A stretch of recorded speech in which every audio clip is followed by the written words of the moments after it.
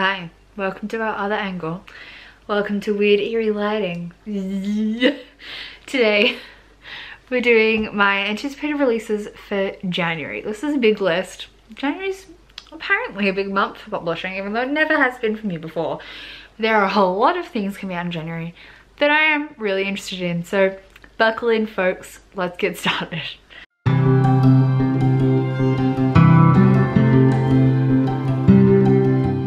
These are in kind of no particular order. They're just the order that I've loaded them up on my laptop in.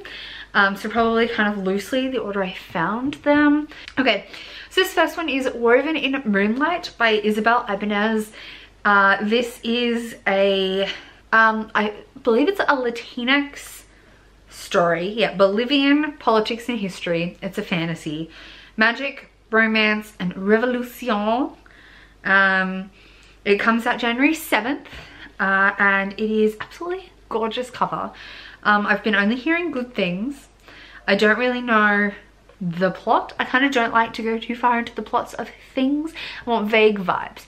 It's a Latinx fantasy, beautiful cover. We're sold. I've been hearing some great recommendations for this one. God, it's so washed out. Then we have Diamond City by Francesca Flores. This is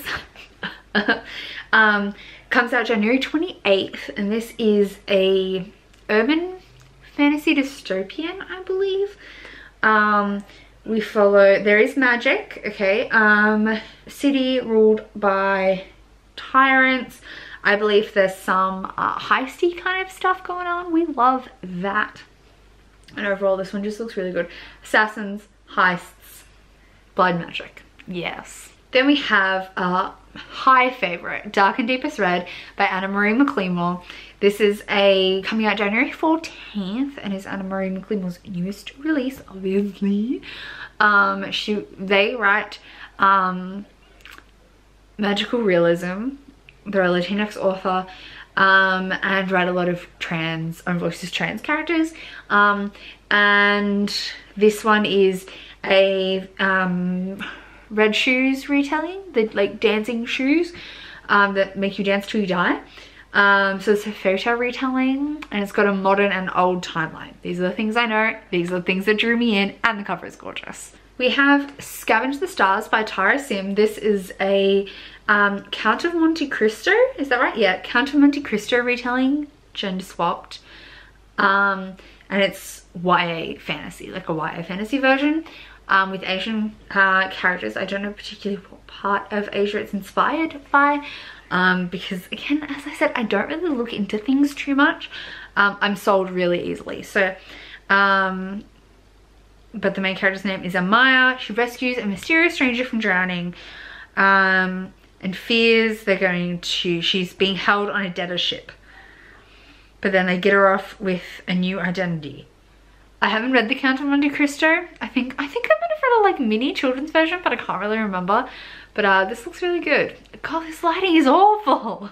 Another absolute instant fave is Come Tumbling Down by Shauna Maguire. This is the 5th Wayward Children series. If you haven't already heard of this, you must be living under a rock. This is a portal fantasy series of novellas, and this one follows Jack and Jill again, I believe. But I'm so excited about this. It comes out on January 7th. On January 24th, what is that lighting? Where'd it go? Far out, there we go. On January 21st, we have The Hand in the Wall by Maureen Johnson. This is the third and final book in the Truly Devious series. I'm trying not to throw my white balance off by like having my computer up. Maybe that'll help. Maybe that'll help. This is the third and final book in the Truly Devious trilogy, and hopefully this will finally get us some of the answers that we've been waiting for. This is a Monday, like a modern kind of Sherlockian murder mystery story. I really loved the first 2 books. I can't wait to finish the series. Then we have The Night Country by Melissa Albert, which is the sequel to The Hazelwood, which is kind of like a fairy tale story, but they're the like creepy, dark kind of fairy tales that are very like not nice, and they don't really have a point. unlike some fairy tales. And this is the sequel. I really enjoyed the first book. Not everyone did, but I really did. So I can't wait to read more in this series, and I'm very excited for The Night Country. On January 21st, we have Shorefall by Robert Jackson Bennett, which is the sequel to Foundryside, which is one of my absolute favorite books of the year. I absolutely adored it. I can't wait to read Shorefall. I'm so excited. It's going to be so good. This is a high epic fantasy series. It's kind of like an urban high fantasy. And it has the most awesome magic system. It's all about writing symbols, but it's so complex, but also the characters are learning about it as you're learning about it, so it works really, really well. It's like got rules, but the rules are like adapting and not being broken within the book, it like intentionally. It's so good. Absolutely love this series, and I can't wait to read book 2. Then we have A Heart So Fierce and Broken by Bridget Kemmerer. This is book 2 to the Curse Breaker series. The second one was the first one was A Curse So Dark and Lonely. I haven't read that yet, so I probably won't get to this in January. I definitely won't get to this in January. But I probably won't buy it straight away either. But it is coming out. This series is hype for me. I am really keen to read it.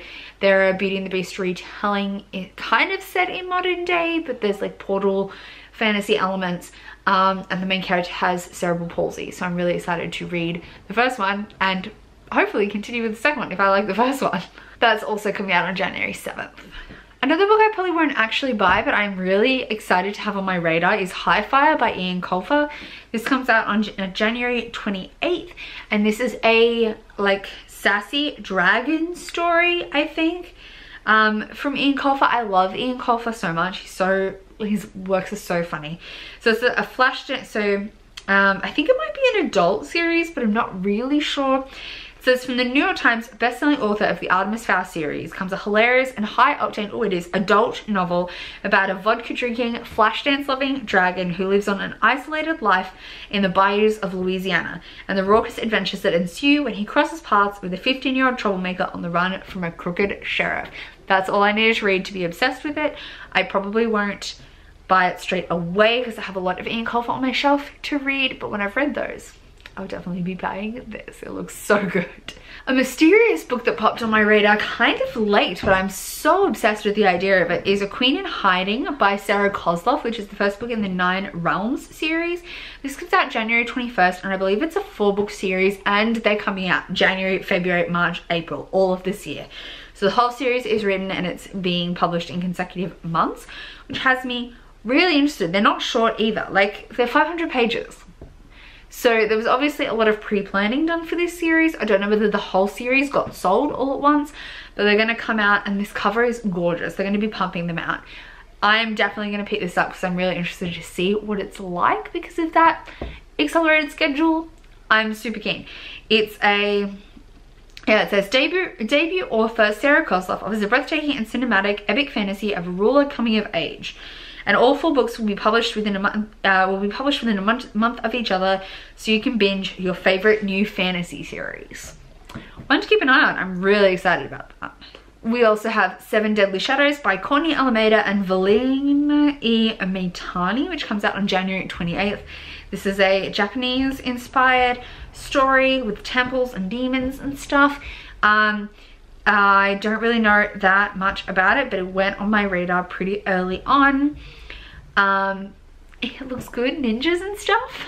I love Shadow of the Fox, so I think that's why this popped up on my radar. One that technically comes out early in February, but I had on my list for January. I think its date might have changed, so I'll mention it here because I'm sure I'm going to forget in February. That is Foul is Fair by Hannah Cappan, which is the first book in a Shakespearean retelling, bloody, thrilling revenge fantasy for the girls who have had enough. Golden boys beware, something wicked this way comes. How good does this sound? Sounds so good. I've been seeing a lot of the early praise come out, and I'm pretty sure it's pretty high, so I'm excited. That comes out February 4th. The Storm of Life by Amy Rose Capetto, which is the sequel to The Brilliant Death, comes out on the 7th of January. I'm hoping to read this on audiobook. It was a duology, so it's the end. It's a gender fluid series where the characters can like actively fluid their gender physically, like their physical appearance, as well as their like, so they're like mentally gender fluid. So we follow Theodora and Cielo, who's a Strega. So they, Strega can like change their body. I read the first one. I didn't absolutely love it. I listened to it on audiobook, but I did really enjoy it. So I'm definitely keen to pick up book 2, and this cover is great. I'll probably try and look for this on Scribd and listen to it. Strange Exit by Parker Peavyhouse is a thrillery story. I'm really excited to read. This comes out January 14th, and it's like everyone's on a ship with like a Matrix kind of thing embedded in their heads, but they have all forgotten that they're in a reconstruction. And one girl, her name's Lake, gets out into this post-apocalyptic landscape. She's looking for someone else who, but everyone has forgotten that it's that it isn't reality. So no one can get off the ship until all of the passengers are out of the simulation, and no one can get out of the sim unless they believe it's a simulation. So it's essentially like trying to break the Matrix. I don't know, I'm sold. It just sounds so cool. Yeah, that one's a winner for me. The Conference of Birds, which is the 5th Miss Peregrines, comes out in January, on January 14th, obviously by Ransom Riggs. This is just like the 5th book. This is like a gothic fantasy series. It has all the pictures in it. It's so good. I reckon the 4th one was the best one so far, like the fastest pace. So the first one maybe, and then the 4th one. I don't know, I'm really excited for book 5. These are so good. They're so good. On January 28th, we have Blood Countess by Lana Popovich. This is so it says, a historical YA horror novel based on the infamous real-life inspiration for Countess Dracula. So it's a historical horror following about Anna Darvulia and Elizabeth Bathory. I don't know that much about this, but Lana Popovich, I'm really excited to read Wicked Like a Wildfire by her, which I have on my shelf. I probably won't buy this till I've read that series, but love me some dark gothic horror historical fantasy, or historical fiction. So we're gonna hit that up. It looks really good. Don't Read the Comments by Eric Smith is a unexpected, contemporary in this mix. I don't read a lot of contemporary, but this one looks pretty good. So there's online games, a lot about gaming and stuff like that, but it's romance, I believe. I don't know, I've seen some hype on Twitter about this. I don't know if I'll pick it up straight away. I might try and find an audiobook for it, but it looks good. It looks good. Contemporary have to like have something that stand out for me, and I think this one was the gaming component, but I can't quite remember.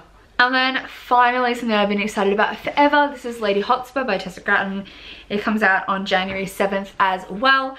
And this is obviously this kind of sequel to Queens of Innis Lear. They're kind of set in the same universe, but not on the same like island. And they're all going to be, this whole series, I guess, is going to be Shakespeare retellings. The last one was Macbeth. And this one is Henry IV. I haven't read Henry IV, don't really know that much about it, but I really enjoyed the Queens of Innis Lear, so I'm really excited to pick up this one. I think it'll be absolutely amazing. It just looks so good. So those are all the books coming out in January, and the one February one I was sure I was going to forget about. I obviously probably won't read all of these in... I'm definitely not going to read all of these in January. I probably won't even buy most of these straight off. I'm going to look for some on audiobook. Some are from authors that I want to read others from first, but these are definitely on my radar. Let me know if there's anything you think I would love that I didn't mention today that comes out in January. Let me know. Otherwise, I'll see you soon in another video. Check out my wrap up to see which ones of these I actually read, and my haul for which ones I bought. I'm excited. I love new releases so much. Thank you so much for watching. Bye!